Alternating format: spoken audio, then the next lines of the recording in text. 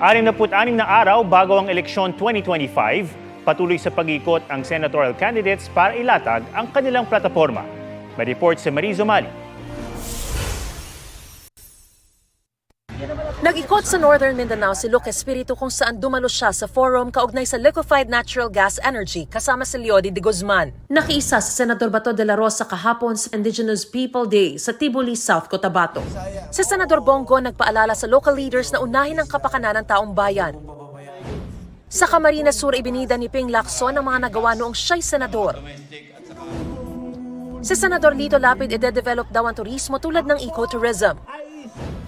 Libreng libing sa mahihirap ang sinusulong ni Senador Amy Marcos. Inilatag ni Manny Pacquiao ang plano sa edukasyon at libreng pabahay. Pinuri ni Tito Soto ang papel ng kababaihan sa paghubog sa bansa. Si Senador Francis Tolentino idiniin ang kahalagahan ng railway system sa Bicol. Si Congressman Erwin Tulfo layon daw tugunan ang problema ng baha sa Bicol. Trabaho para sa lahat ay sinusulong ni Congresswoman Camille Villar. Si Benher Abalos gusto raw ipaalis ang EVAT sa kuryente. Edukasyon at healthcare daw ang tututukan ni Makati Mayor Abby Binay. Presyo ng mga bilihin ang tinalakay ni Senador Ramon Bong Revilla. Pagiging responsable sa kalusugan ang tinalakay ni Senador Pia Cayetano.